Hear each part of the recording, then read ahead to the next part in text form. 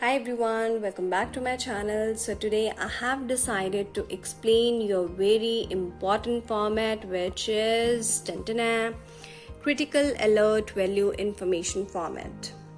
Okay, so this thing considered an important laboratory outcome. Actually, they reflects the clinical effectiveness and efficiency along with the patient safety.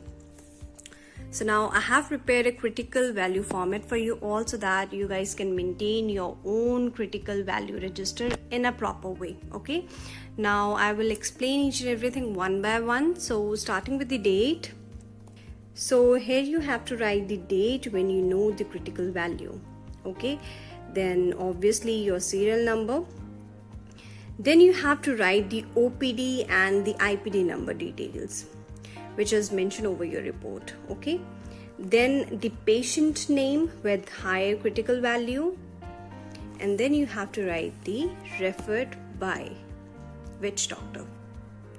Now please listen to me very carefully because this thing is important. Okay, when you report the critical results over telephone to the healthcare provider, your reporting should be done within 30 minutes of the specimen collection. And for inpatient, your reporting should be done within 10 minutes of the result verification. Okay, now what we are left with, outpatient. So the reporting time for OPD is 30 minutes. The time may vary because most of the labs make their own policy of reporting. Okay, so here you have to write the report alert value. Okay, and after that you have to write the sample received time. Okay, the next one is information time. Here you have to write the critical results information time.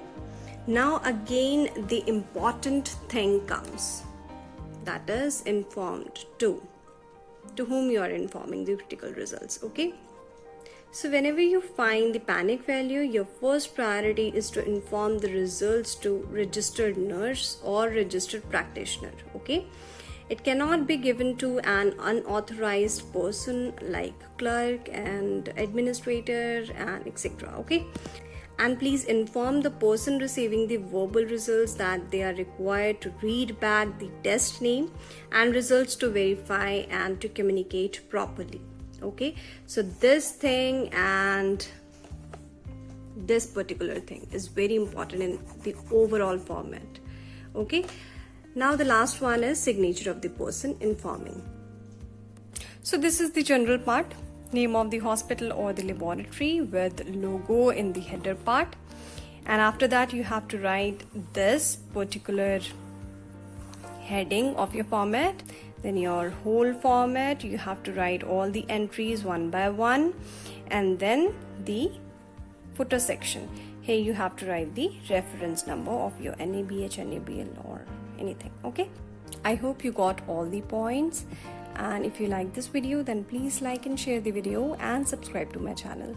See you soon in the next video. Till then, bye bye, take care and stay safe.